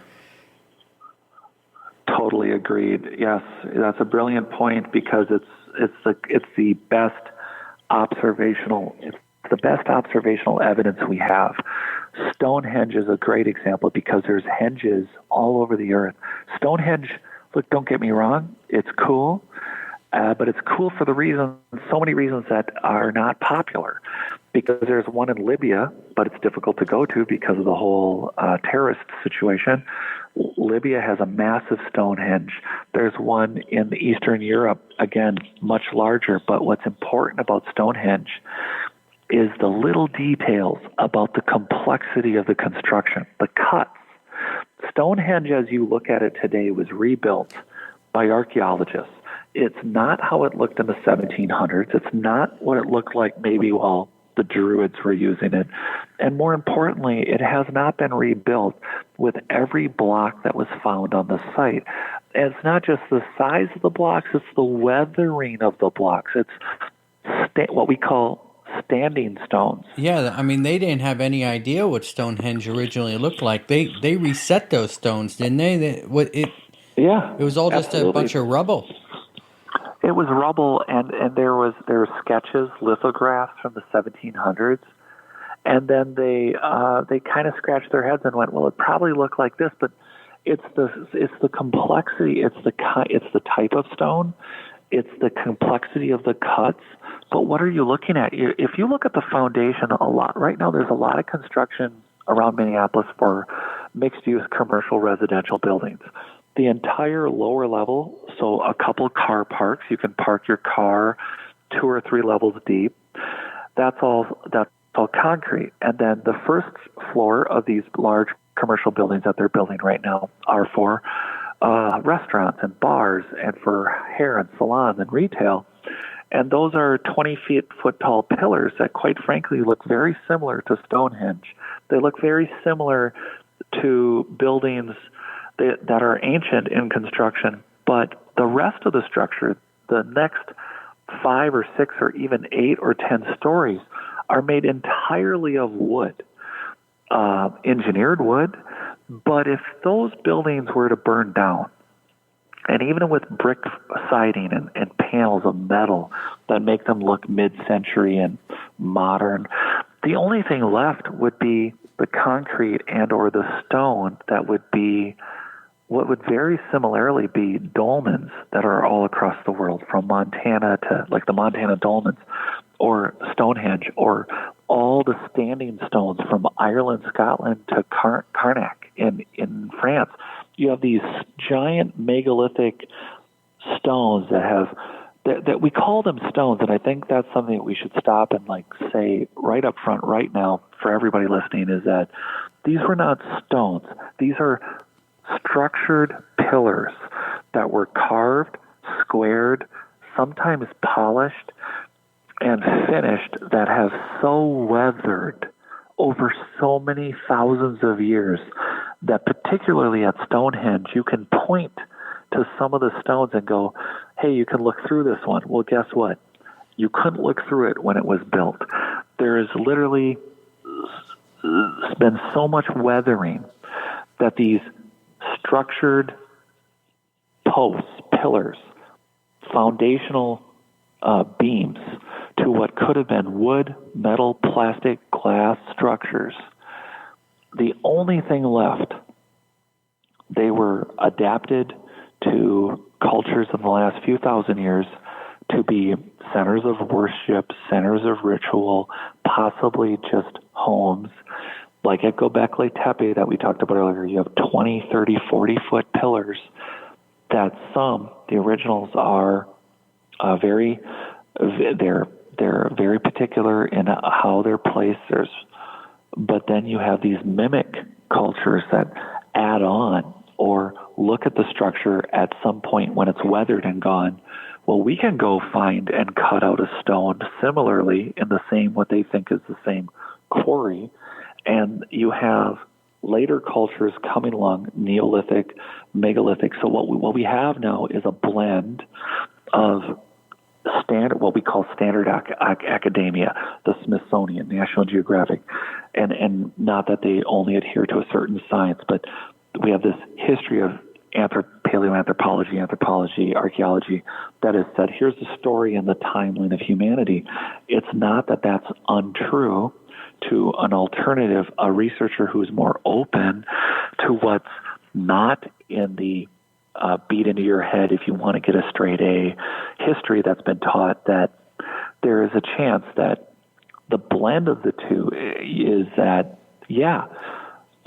dynastic Egyptians came along, or Greeks or Romans or Mayans came along, and they found a site like Stonehenge, and they added on to it with the best they could use tools, and they did bang out a sculpture that was, or one of the columns may not be original, but therein lies some detailed archaeology where it's been hard for, as you're coming up, and you have two cycles. You have old archaeologists that have their careers and their funding based on what they've been preaching for 100 years, and then you have the new guys come along going, well, that just doesn't make any sense. I mean, if you Christopher Dunn, Robert Schock, or alternative researchers like myself or others that are looking at this going, look, if you have a background in construction at all, this is not how you build a structure. You don't start with razor-sharp megalithic blocks that are from hundreds of miles away or tens of thousands of feet below where you built a structure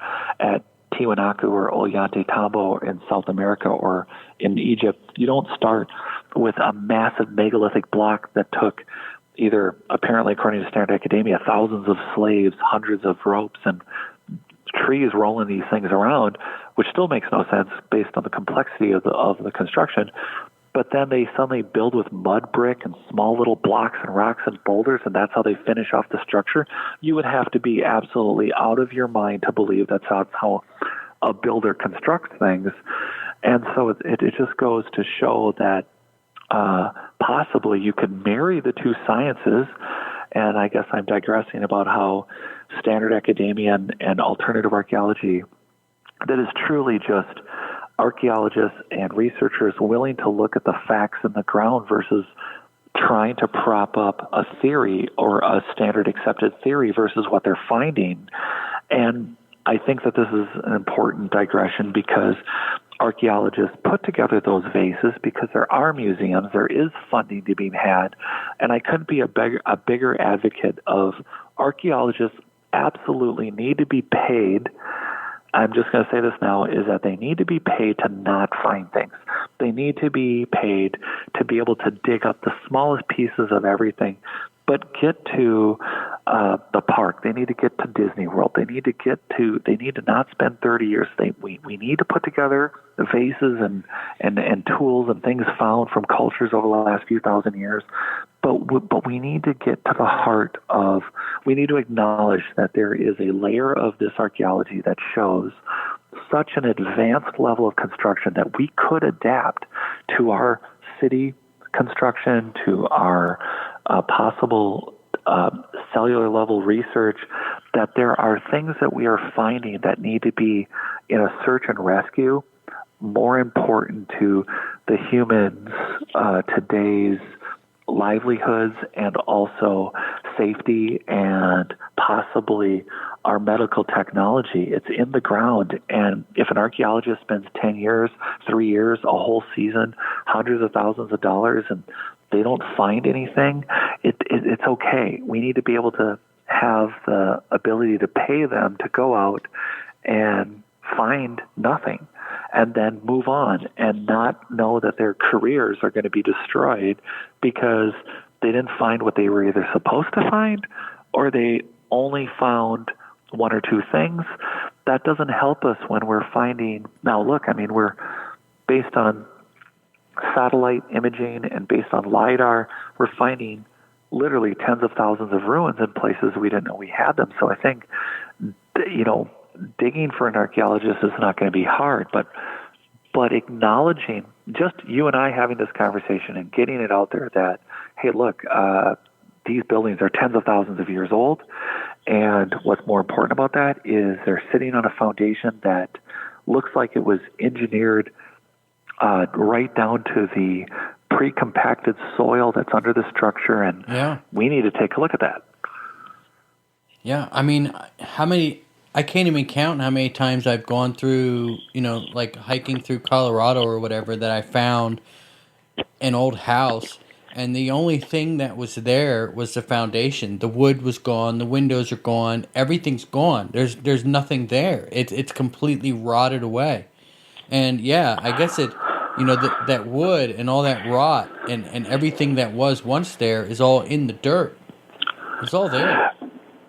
Yeah, it's a great point. And you knew from going there that was a house. Yeah. If somebody, and who thinks to go, well, deep down under that foundation, somebody had to pre-compact the soil. What soil did they use? What is that giant Ollantaytambo or Tiwanaku or all these other massive megalithic sites that have been or not been touched by archaeologists? What were those giant blocks foundational sitting on?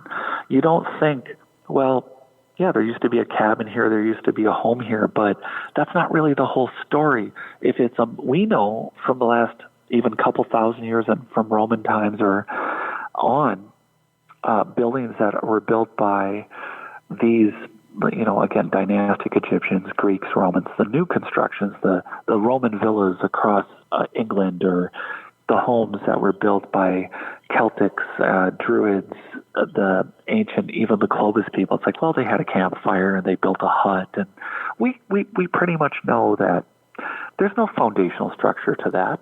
There's nothing deep. It's like, well, yeah, they dug a hole, they tamped, it's called tamping the soil. They tamped it down and then they put a block on it. I don't think it's that simple.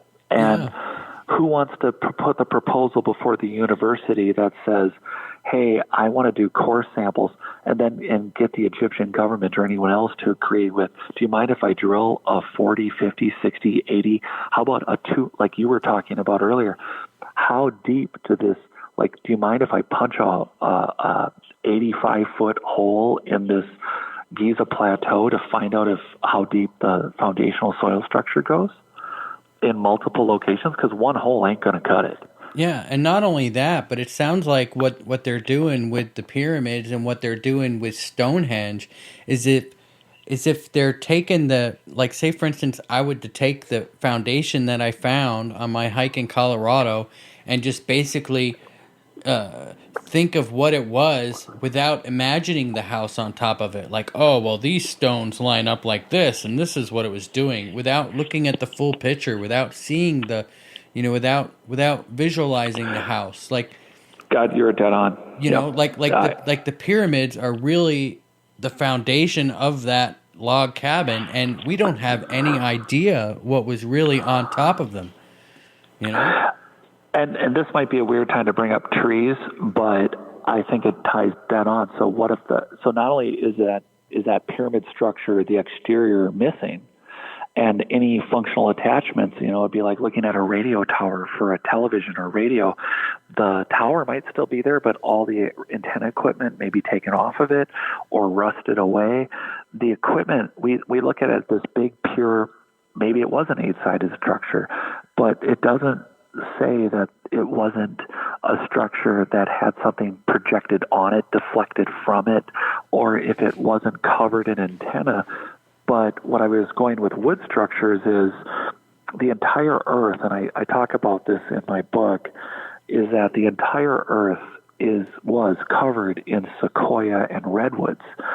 So we have the Sequoia National Forest in America, in California, and we have redwoods that were as big, and the metasequoia, which are gone. But these are trees that were like right now, the tallest one on Earth that's known. Mind you, this is a tree. They named it. It's called Hyperion. Ironically, there's a little bit of a geek out for anyone who's into really, really, really incredible sci-fi.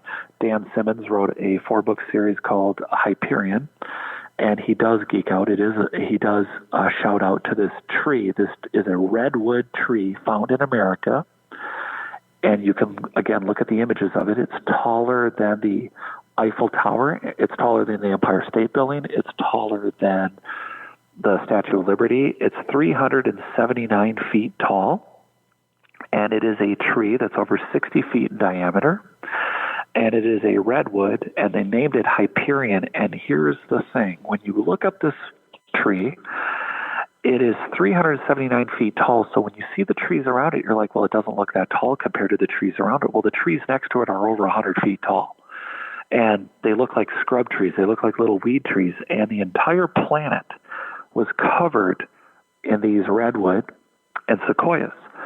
And so when we look at, I brought up, like, what does the world look like 50,000 years ago? Well, it looks like the Mediterranean, the Caribbean was a lake. So picture a world with coastlines that are very far away, with a human population that lived very far away from these structures that are left on Earth, with North Africa, possibly Mongolia, and the deserts of western United States. Imagine all of it, all the way through Siberia, covered in trees that are 400 feet tall, that are 60 feet in diameter. And what does it say about a society that could engineer the soil, place the trees to also, because there were scientific studies done that maybe these cities were engineered along with the soil, along with plant life, along with all of it, to work not only in harmony together to prevent damage from internal earthly, like an earthquake, but also maybe from external impacts. But these trees could have been places to live that when you cut down, one of the things that's pointed out is that the redwoods and sequoias, depending on which, that they can be splintery. But if you can be a society that can move 1,000, 2,000, 3,000 ton stones, how hard would it be for you to intact, cut down, or manipulate, or create a living home out of a 60-foot diameter? Imagine if you have the ability to shape and cut the hardest stones on Earth into shapes that are put together that you can't put a blade of hair, a blade or a single hair strand between them. How hard and how beautiful and how complex of a structure could you build out of trees like the redwood Hyperion that are 400 feet tall and 60 feet in diameter? How hard would it be for you to create a society that could use every material on Earth, but not just material, not just build from a foundational structure from the ground up, but build into the air and build with living creatures that we think right now are a novelty. When we go to the sequoias in those forests, we think, oh, aren't these neat? But we don't picture a land from here to Siberia covered, the entire known population, the entire world map that you look at now, with coastlines that are hundreds, not just feet, but miles from where they are now. A world covered in trees and a populace well beyond the billions that we're at now, well able to sustain themselves with the most nutritious food with fully functioning human brains. That's what we're talking about, and it's not an impossibility because we're finding the engineered soil. We're understanding that foundationally that these structures at their foundation, despite everything that's been dusted and gone to the winds and been modified, that starting at the foundational structure, we're not seeing the science and the technology in the ground of these very well-used and adapted structures. Well, and then that goes to that. What is that giant tree in? Is it Utah? Where it's a mass. It's like, oh God, I can't say how big it is, but it's one of the Earth's largest organisms. It's Pando. Yeah. Pando. Do you know how big that is? It's massive. It's how many? Pando's over right now. Pando has been dying. In the world of big organisms, Pando's considered. I mean, it was considered the largest living organism on Earth. It has over 40,000 aspen. That's 40,000. Yeah. Now explain that to the people. That's 40,000 trees all coming out of one seed. Right. That's how massive this tree is. So massive. And you're right. It's in south central Utah. On the edge of the Colorado Plateau. It's at Fish Lake National Forest, and Pando is considered it's Latin for I spread out, and it's considered to be the largest living organism on Earth because it's a single entity that, as it spreads out its roots, it has trees. So what you look at as a person is you just see this beautiful aspen and a forest, and you just think, oh, it's a beautiful aspen forest. But it's all one tree. It's all one tree. So one of the things that we don't understand, and we're only starting to understand about the Earth, is that there are funguses and bacteria below the surface. Now think about this: if we're engineering the soil, and again, this is a fact. The soil. There is many depths and regions of engineered soil, not just in a small acre, but hundreds and thousands of square miles of engineered soil. And now you have organisms in the soil that can help the trees, like Peter Mulholland wrote, The Secret World of Trees. They're talking to each other through this fungal network. And there's another gal in Washington, and again, it's the same thing. Plants and trees and different trees, by the way, not just one species, that different species, whether it's Douglas fir or pines of different kinds, different trees actually talk amongst each other through the root systems, where they're keeping stumps alive that should be dead, but they're not. They're sending out trees where the leaves, say you're on the edge of a forest, they have found that trees actually put out a chemical. So at one end, say a series of bugs fly into one end of the tree forest and they're eating at the leaves. The trees can actually communicate with each other. They're finding that they're putting out almost like a pheromone or testosterone to make it repellent to the bugs, just like any other essential oil. The point of essential oils is that we use essential oils a million different ways, like neroli or bergamot or rose or frankincense or myrrh. These are essential oils that humans have been extracting for thousands of years from plants and different types of trees. Essential oils, we think of them as simply as also just a fragrance, but they have medicinal purposes like melaleuca oil or tea tree oil. That is a essential oil. They all are derived from plants and trees that is a natural. Basically, it's like plant or tree blood. It stops the plants from getting fungus or molds or bacteria. These are natural antibodies that the trees and plants have developed to not only transport nutrients, but we are extracting the oil through a heating and cooling process with water, and we're bottling the essential oils for our own purposes. But within the tree's life or within the plant's life, these are things that are there within their biological system to stop from getting sick from fungus and bacteria, but also this fungus and bacteria like Pando, getting back to Pando, this giant tree system which is miles in diameter.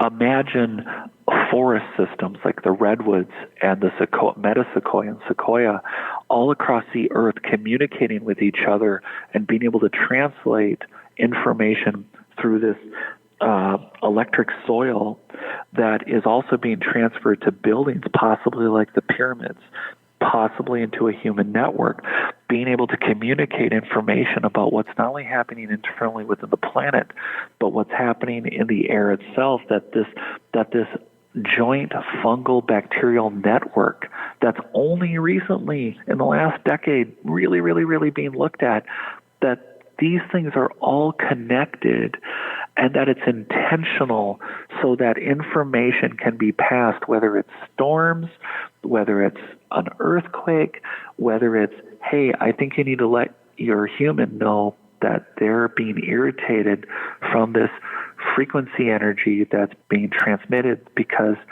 we just went through a storm in the galaxy and that it's causing this frequency influx on your cellular level, and you're getting a cold or you're getting again something terrible like cancer, and we need to fix that. And there is research being done that shows that, and we're talking about trees here. We're just talking about Pando. Pando is this big organism, but how many other networks of massive organic tree systems and plants, little plants, where they all connect and communicate together? And what if in the 10 or 14% consciousness we're at now, what if we operated at 100%, where our pineal gland with ocular nerve endings, that this idea, this mythological idea of a third eye was actually a third eye, and it wasn't a third eye, it was just an awareness, a consciousness, just like Atlantis is an idea about an advanced society on an island that sunk.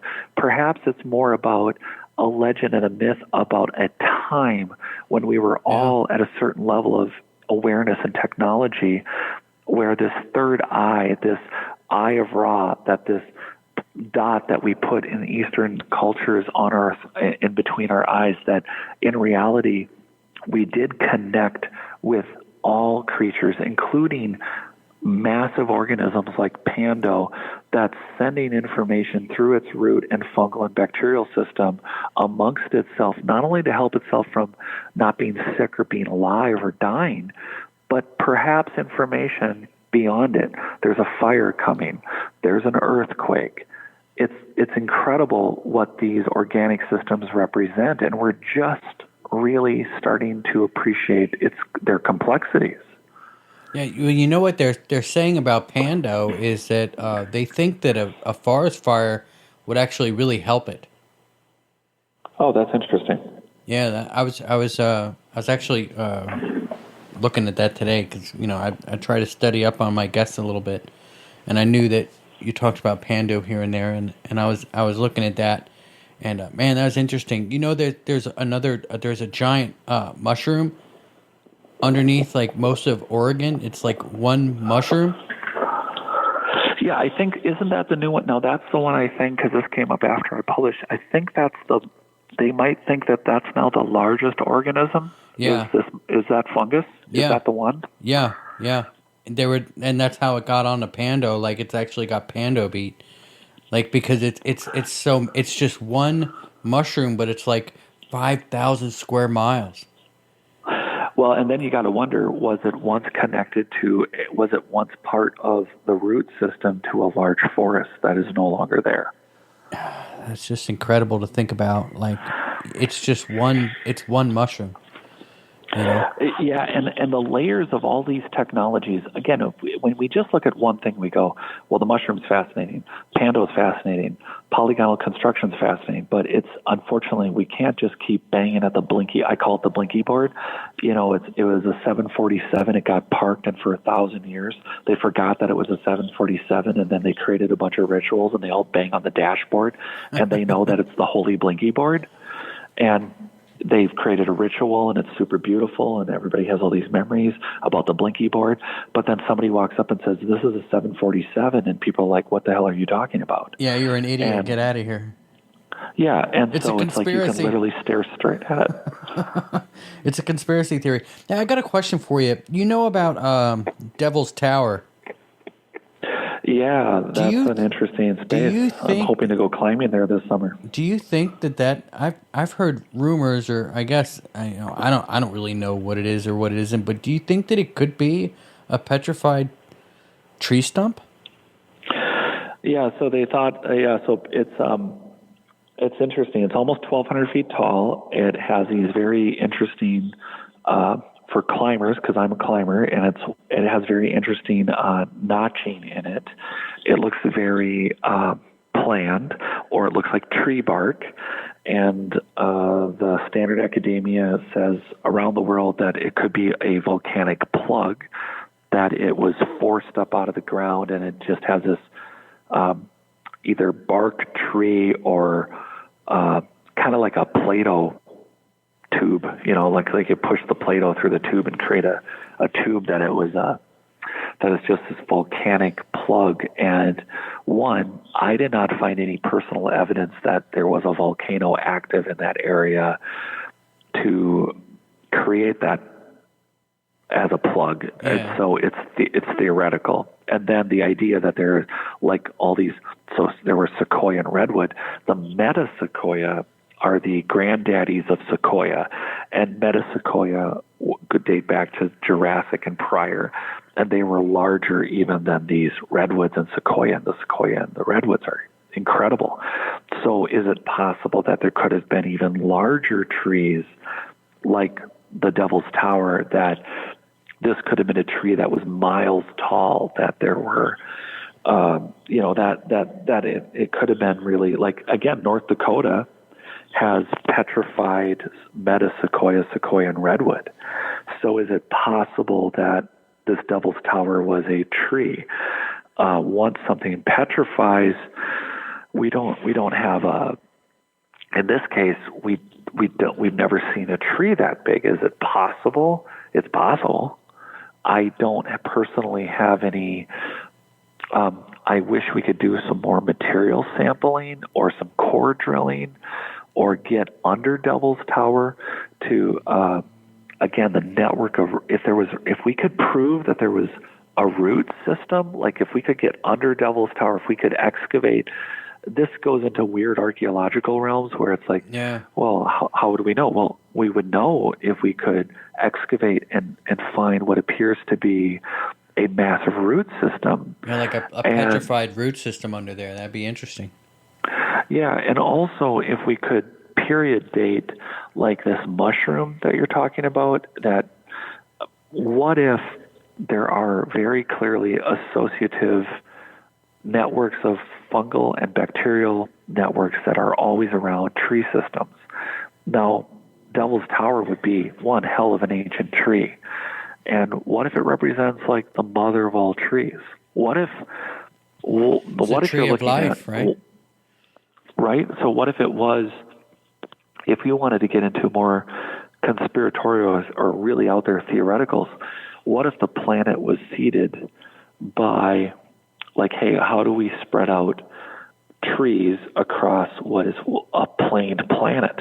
Well, if you had a series around the globe of 15, 20, 30 few mile tall trees, how hard would it be for those seeds to travel around the planet and seed thousands or hundreds of square miles? Wow, I never even thought about that.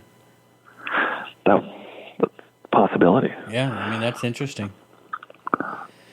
Wow.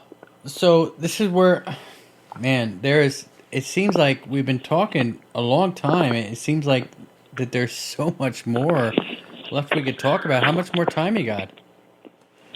Well, I have the time, and it's all about we can keep going, and we can also certainly work it out for. It seems like this is something we could deconstruct over time, because this is something that we all need to be.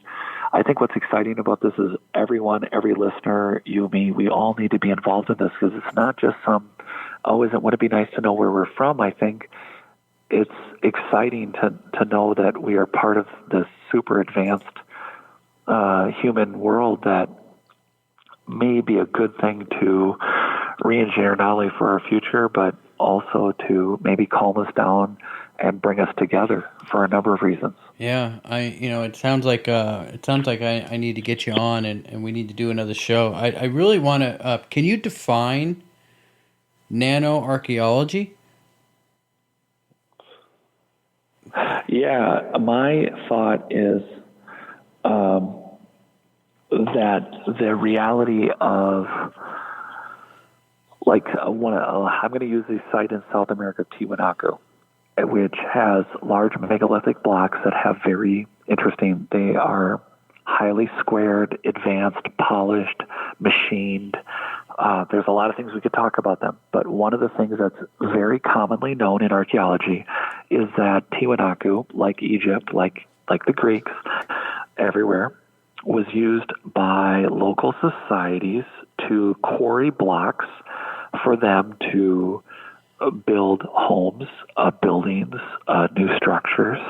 And so we have a field of large megalithic, highly advanced constructions that look like they're a combination of geopolymers, high revolutionary, highly advanced stone cutting equipment and polishing, and a lot of other technology used to make what these remnant structures are. And they're in layers of up to, the estimates are up to 60 feet of mud. And they're laying across these fields, and I include in my book some pictures of them of 1800s of the very first time they were found, but local people knew about these giant blocks and stones, and they came along and they cut them up, and they used them in their homes and these other buildings, and sometimes came and quarried them up and took them for hundreds of miles and far away. Well, imagine one day setting up with not just LiDAR and satellite scanning imaging of a unexcavated site, but the assumption is unexcavated in modern times. So what do we do with a site that's been excavated maybe since the Great Flood of the Younger Dryas era of the 12,600 years ago? There's been a wall of mud, of 60 feet of mud came and buried a lot of the structure. But of the structure that made it onto the last 5 or 12,000 years of surface exposure, you have all these missing components. Well, how do you find them? You're not going to send an archaeologist or a bunch of assistants, no matter how much you don't like some of them, out to local towns to try to identify rocks, buildings, and moldings that are in these other structures, or in areas where maybe the government or different entities have said you cannot dig. If you had nanobots, which we have well developed in the last 15 years, and literally release into the air a cloud of nanobots that now have a intent, they have a purpose, they're Wi-Fi enabled, they're communicating, and their job is to reconstruct a site. So they're sent out as you're setting up, while you're even setting up your field research facility, whether it's tents or big heavy equipment. Imagine sending out preemptively a group of nanobots that now search the surrounding towns, attach themselves to structures. There's some privacy issues here, but imagine them attaching onto giant blocks and mud, and then all the way down into the soil, looking at small crystalline structures where buildings have been busted up and broken up and busted down or dissolved. And these nanobots are able to create three-dimensional models on quantum computers of the structures that would have already been there. They're able to piece together pieces that we look at and might walk across and just think it's dirt or soot. or as much as large as whole blocks that are found in buildings 100 miles from an existing site, because archaeologists know that the locals have come and removed the stones, but only chunks. And these nanobots would be able to be part of a repertoire of new sciences that would allow a computer model to rebuild our next train for the interview. Here we go. Train number 7. All right. And Well, you know what? That's actually a good breaking point, or I guess we'll just call it. And we got to get you on again. yeah, As we hear the train go by, we'll just wrap it up. That was, man, this is such interesting stuff. Maybe in a couple weeks we can get you on again, and we can dig into some of this stuff a little bit more. Because wow, sure is interesting stuff. What? Are we still recording? Are we still wrapping this one up for? Yeah, It's Not Alien. No, I'm still recording. Let's just let's wrap it up, and we'll try to get you on again. Yeah, then I guess I'm on Amazon. It's not aliens. Worse, it's us. Discovering Our Lost History is available on Amazon. I have been perpetually working on an audiobook, which I'm not done with. And I do have a YouTube channel. It is Not Aliens. And I am trying to post on it and get some interviews and things and follow along with others also. And I am working on a documentary. But as far as getting on, if you'd like, if we want to wrap up the show, maybe we could discuss some times. Yeah, definitely. And definitely hold on, and we'll talk to you in a minute. That was Jared Murphy, everybody, and we'll be back right after this. And we're back.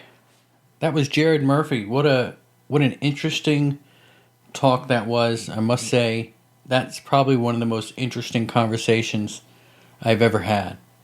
And I did a little bit of hunting in between talking to him and doing this out, so to speak. And I wanted to look up a little bit more about what was going on with the Brazil UFO and that crash in Brazil. This happened in May. And if you go to, I guess just go to Google or Bing or whatever it is that you use and search Brazil UFO crash, there's a lot of information on this.